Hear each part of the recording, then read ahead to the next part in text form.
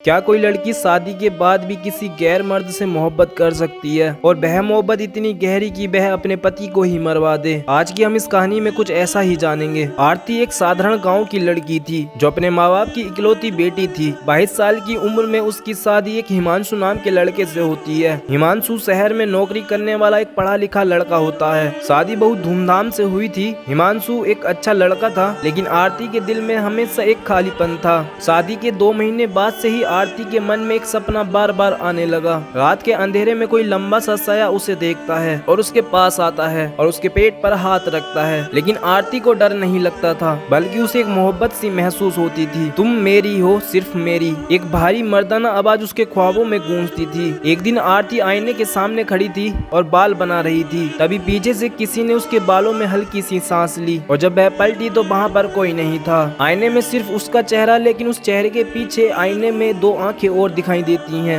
वो चीख पड़ी। तभी हिमांशु दौड़कर आता है और वह देखता है वहाँ पर और कोई नहीं है। हिमांशु आरती से बोलता है कि तुम बहुत काम करती हो और थक जाती हो, इसलिए तुम आराम करो। आरती की सास ने जब यह सब देखा तो उसने तुरंत एक मौलवी बुलाया। मौलवी ने कहा, इस पर किसी गैर इंसानी चीज की नजर है, इसकी रूह किसी और के कब्जे में जा रही है। उसने एक ताबीज दिया और आरती से कहा, इसे कभी मत उतारना वरना वो तुम्हें ले जाएगा। आरती अब डर नहीं रही थी, वो उस परछाई से जुड़ चुकी थी। एक रात बिजली चली गई। आरती अकेली थी। तभी कमरे में ठंडी हवा चलने लगी। दरवाजा अपने आप बंद हुआ और सामने धुएं से बना एक शख्स प्रकट होता है। वह आरती से कहता है कि मैं ही तुम्हारे ख्वाबों में आता था और अब तुम्हारी हकीकत बन गया हूँ। आरती डर गई, लेकिन वह भागी नहीं। आरती पूछती है कि तुम कौन हो। वह व्यक्ति बोलता है कि मैं वो हूँ जो सदियों से तुम्हें ढूंढ रहा हूँ और अब तुम मेरी हो। दरअसल आपको बता दूं कि वह व्यक्ति एक जिन था जिसे आरती से प्यार हो चुका था और धीरे धीरे आरती भी उस जिन के साथ बात करने लगी और आरती को उस जिन से प्यार होने लगा। आरती उस जिन की दुनिया में खोती चली गई। आरती अब हर रात उसे पुकारती थी और हर रोज हिमांशु से दूर और जिन के करीब जा रही थी। हिमांशु ने जब आरती के बदलते व्यवहार को नोटिस करना शुरू किया तो उसने देखा कि आरती अब उसे देखती नहीं है। वह पता नहीं किन बातों में खोई रहती है और कमरे में अकेली मुस्कुराती रहती है। एक दिन हिमांशु आरती से पूछता है कि तुम मुझसे दूर क्यों जा रही हो। तभी आरती हिमांशु पर चिल्लाने लगती है कि बस करो, तुम मुझसे प्यार नहीं करते, और वो करता है। तभी हिमांशु हक्का बक्का रह गया और उसे लगा कि उसकी बीवी पागल हो रही है। रात के 3 बजे आरती ने उस जिन को बुलाया और उस जिन से पूछा, क्या तुम मुझे सच में प्यार करते हो। जिन बोलता है कि हाँ, पूरी कायनात की कसम, मैं तुमसे बहुत प्यार करता हूँ। तभी आरती बोलती है कि मुझे मेरी आजादी चाहिए, हिमांशु से हमेशा के लिए। जिन की आंखों में आग जल उठी और जिन आरती से कहता है कि सिर्फ तुम एक बार कह दो कि हिमांशु को मेरी मोहब्बत के लिए मार दो। तभी अगले ही दिन गाँव के लोगों ने देखा कि हिमांशु की लाश उसके कमरे में मिली। चेहरा काला पड़ चुका था, आंखें बाहर निकली हुई थी, जैसे किसी ने उसकी आत्मा को जला डाला हो। डॉक्टर बोलते हैं कि हार्ट अटैक हुआ है, लेकिन वहाँ कोई निशान ही नहीं मिले। आरती शांत बैठी थी, जैसे कुछ हुआ ही नहीं है। अब आरती अकेली थी, लेकिन डर से नहीं बल्कि इंतजार से भरी हुई थी।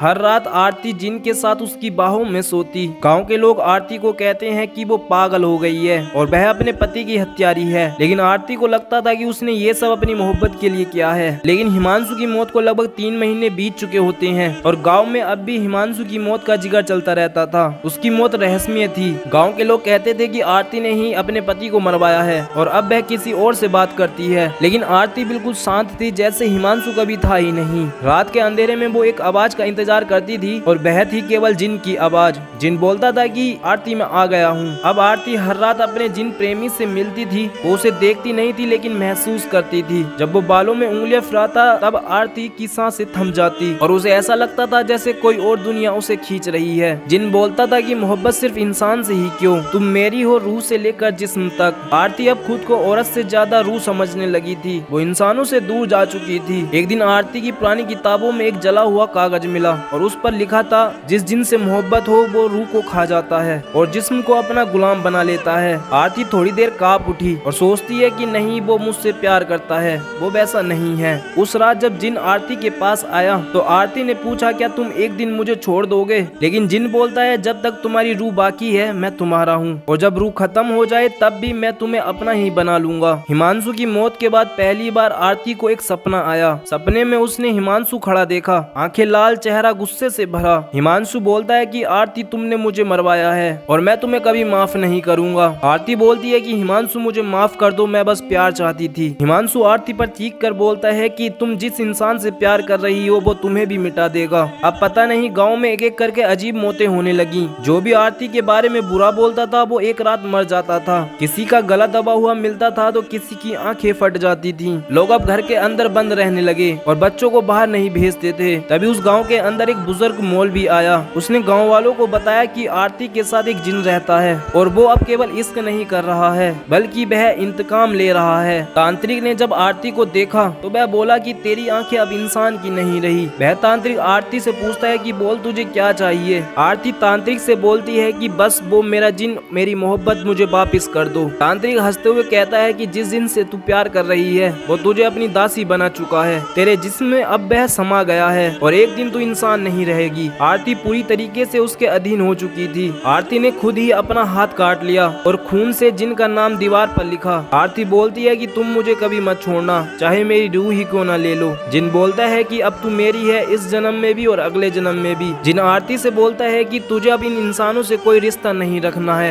एक रात जब आरती अकेली थी और जिन आने वाला था तभी कमरे में एक सफेद रोशनी फैली और वहाँ पर हिमांशु की आत्मा सामने आकर खड़ी हो जाती है। हिमांशु आरती से बोलता है कि मैं अब तुम्हें और बर्बाद नहीं होने दूंगा। हिमांशु ने जिन को चुनौती दी। रात का समय था और आकाश काले बादलों से भरा हुआ था। तभी वहाँ पर बिजली गिरती है और जमीन कांप उठती है। जिन हिमांशु से बोलता है कि मैंने आरती को प्यार दिया है और तुमने उसे प्यार नहीं किया। हिमांशु जिन से बोलता है कि तूने उसे प्यार नहीं दिया बल्कि उसे गुलाम बनाया है। इसी बीच आरती जोर से चीख पड़ती है और बोलती है कि बस करो, क्या मैं अब किसी की नहीं हो सकती। आरती की रगों में खून बहने लगा और वह वहीं पर गिर पड़ी और आरती अधमरी हालत में वहीं पर लेट जाती है। जिन ने आरती की रूह को छूने के लिए हाथ बढ़ाया लेकिन उसी वक्त हिमांशु की आत्मा आरती में समा जाती है और वहाँ पर एक काफी तगड़ा विस्फोट होता है और सब कुछ वहीं पर खत्म हो जाता है। सुबह गांव वाले देखते हैं कि आरती का घर जल चुका था। अंदर सिर्फ राख थी। वहाँ पर ना ही आरती की लाश मिली और ना ही जिन का नाम। दोस्तों यहीं पर इस कहानी का अंत हो जाता है। आपको यह कहानी कैसी लगी कमेंट करके जरूर बताएं और ऐसी और वीडियोस के लिए हमारे चैनल को सब्सक्राइब जरूर कर लें।